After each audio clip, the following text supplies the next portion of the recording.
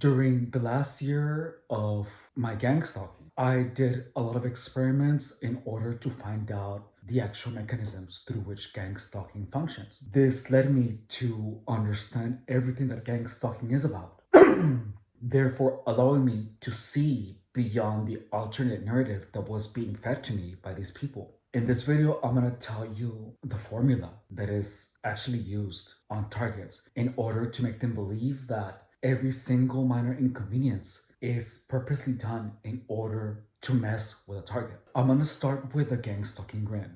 During my gang stalking operation, everyone that is involved in gang stalking is gonna look at the target like this, like if they're mad. So the participants are gonna make an antagonizing face on the target. This happened to me everywhere for the entire length of the gang stalking operation. This is enough to convince the target that people are antagonizing the target. Also, when the target is looking for something, such as an auto part, when I was at work, I would be looking for something, and then my coworker would be like, damn it, when I found it. This happening for 8 hours a day for years will have a very interesting effect on the target. I remember that there was this coworker who had a part-time job at an airport, or full-time at the airport, part-time at the auto parts store. And he came up to me when I was about to leave, and he told me, "You believe that everyone is against you, huh?" Like that. And I was just like, because I was actively refusing that narrative.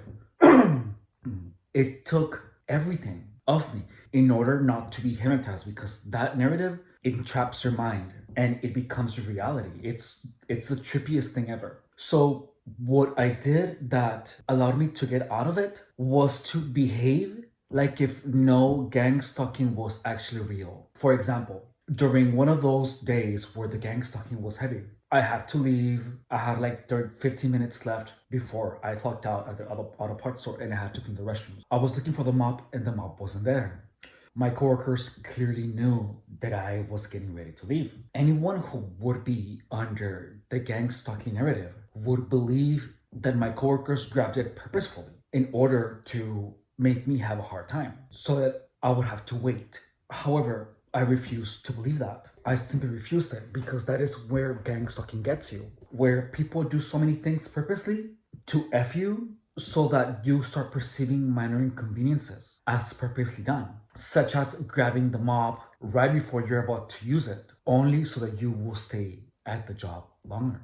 I went out there, I grabbed the mop, and I cleaned the mess. I cleaned the spill. And I looked at my coworkers, and they were like, because I didn't believe that the spill was purposeful. Gang stalkers themselves told me by their reaction to my actions, by their reaction to my actions, that didn't follow the gang stalking narrative. So this is gonna be confusing. It's the first time that I'm explaining this, so this might not make sense to you if you're not getting targeted.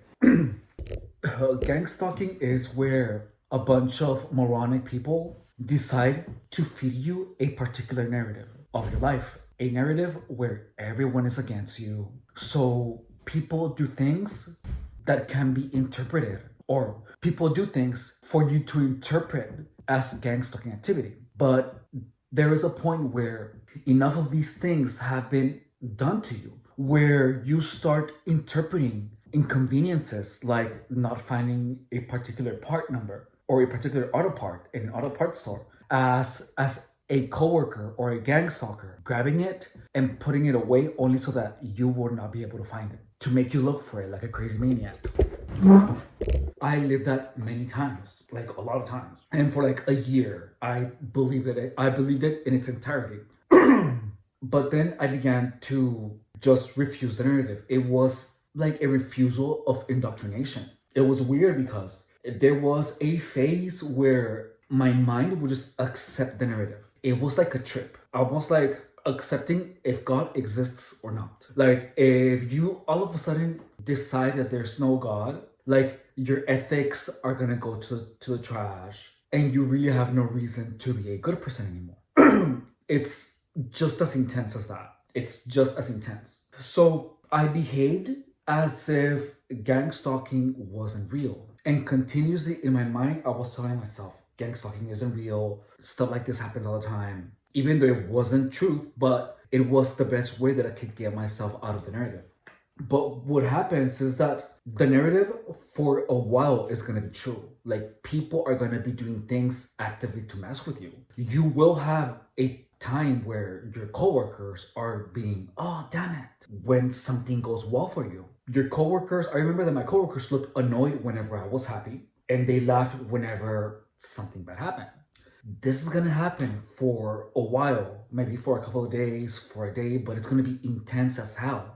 People are gonna be, including customers, in my case, customers were insulting me indirectly, and whenever there was anything said that I was supposed to take offensively, my coworkers would just go, they would bang something. This happened every day for 8 hours a day, 5 times a week. It happened for a very, very long time. And that's the formula. Seriously, that's the formula. It's that simple. So the target is there. What gang stalkers do, they just look at the target and look up and make an evil face.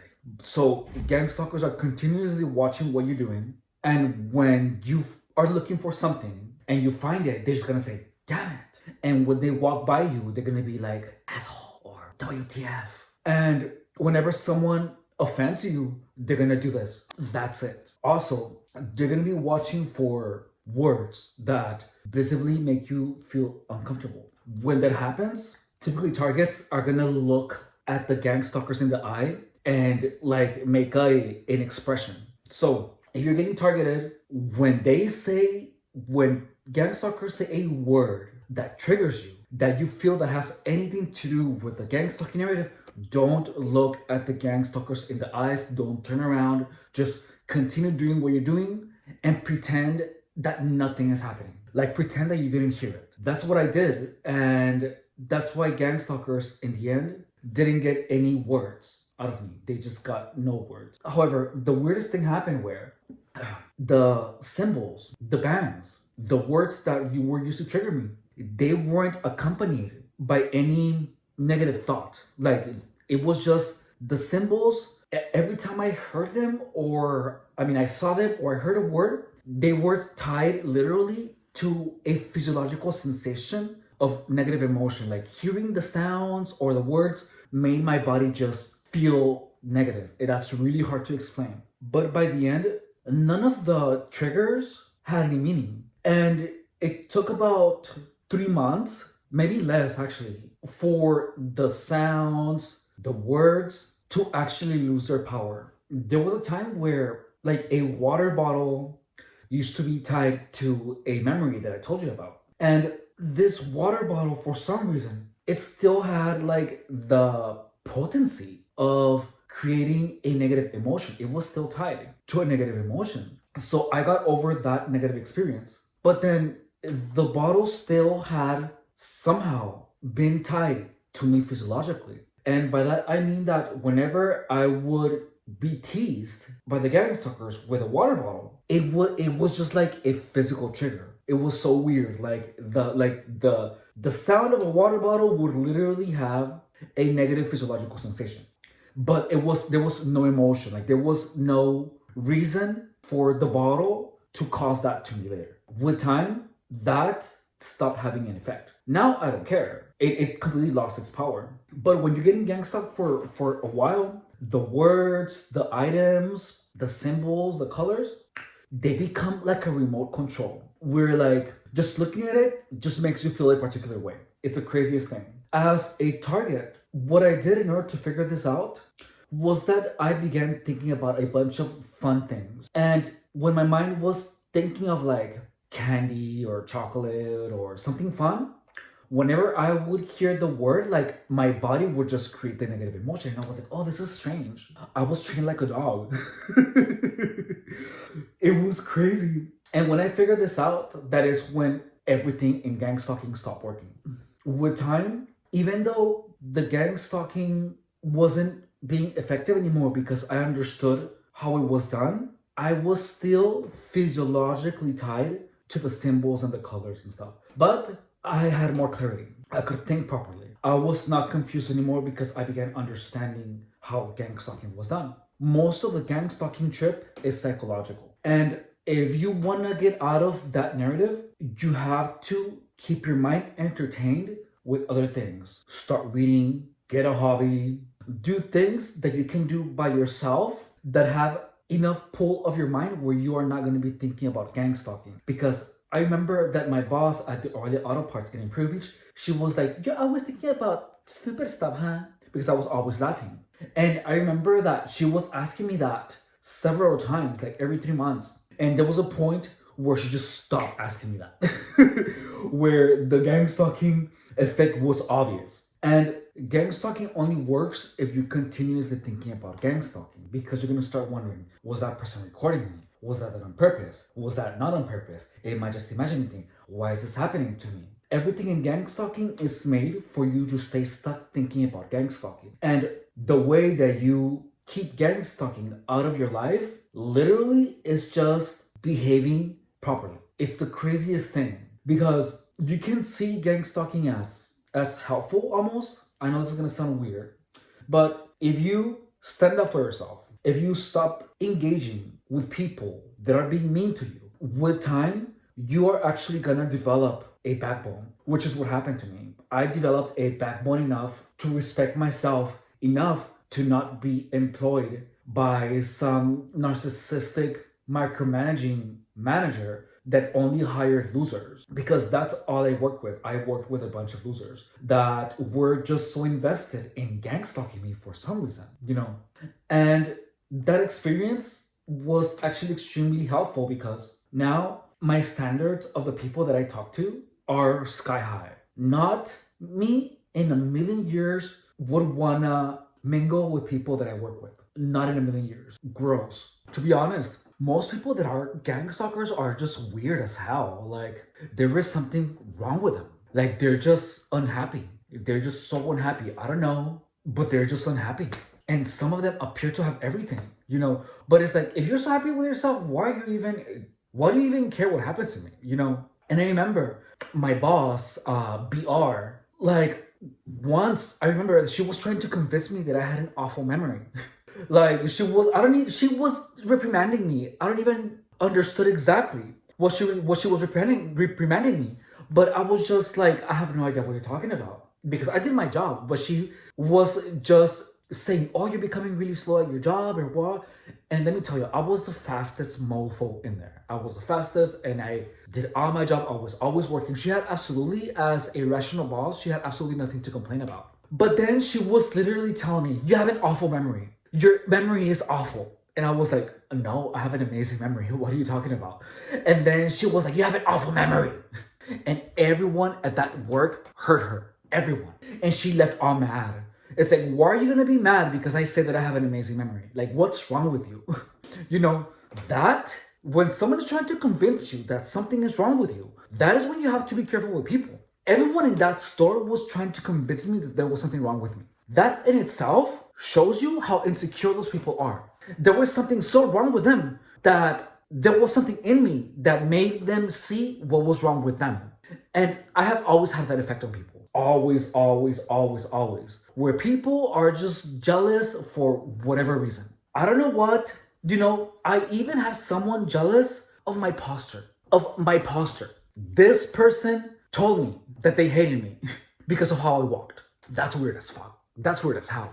Gang stalking is literally people trying to take your best self away from you. And that is what is wrong with those people. That they have to gang up on you because your mere presence is beyond what they can fathom themselves becoming. They somehow look at most of us as unattainable, and they all have to gang up on us, targets, to take that away from us. They know that something is so wrong with them, and they prefer to harass someone instead of admitting it to them. And that's the thing, is that these people are so busy destroying someone that they don't give themselves the time to improve themselves. And that is what is wrong with those people. The moment that I got out of where I worked, boom, I began working on myself immediately. Like, there's no tomorrow. And I'm not done. I'm barely getting started, actually. So if you're getting gang stalked, just know that it's a bunch of stupid people trying to take away all the blessings that God gave you. So there's a reason that these people were pushing drugs on me. They were pushing me having a bad memory. One thing that I noticed is that a lot of the gang stalkers were trying to do things that I had already done before. it's so weird, but like, be self-employed, live my best life, travel the world, be happy, I'm not trying to toot my own horn here, but I am so sure that gang stalking is an operation made primarily out of jealousy, because most of these people cannot do half of the things that I have already done.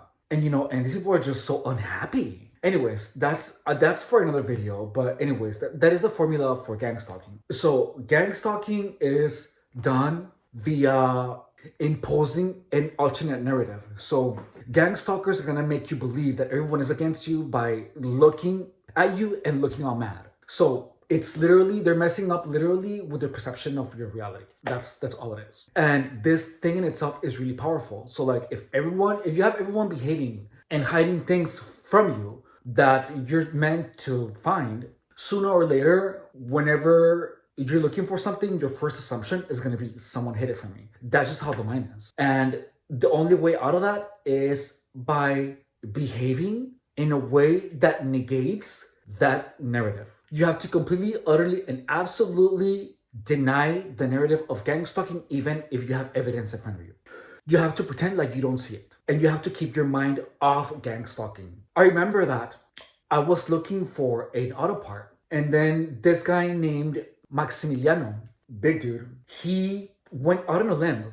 When I found the auto part, he said, damn it. Like that, like, I'm not kidding you. He yelled inside the whole store. And I just played it off like, what's wrong with you guys? What's happening? What's wrong? I don't understand. Why are you saying damn it about? And every single coworker was just looking amongst themselves like, what the hell? Because it wasn't working. I was denying the reality. And that is what gave him away.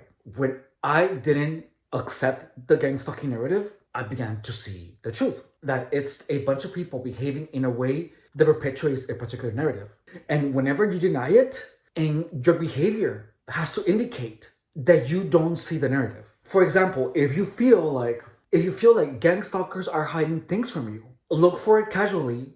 Don't get panicked out or freaked out that someone hid it for you. Don't get mad. Just tell someone, oh, hey, I couldn't find it. If you feel that someone did a mess purposely, just go clean it. But never make the assumption that anything was purposely done in spite of you. Once you do that, you can stay clear of the gang stalking narrative, because what gives it away that you are within the grasp of the narrative is the moment that you start making the assumption and behaving like if everyone is against you. If you behave like there's nothing wrong, your mind won't accept it, won't accept the gang stalking narrative. That's how you stay out of it. Anyways, that's it for this video. Thank you so much for stopping by. My name is Efren Rodriguez. I was gang stalked for 7 years, and I have been a personal trainer for 10.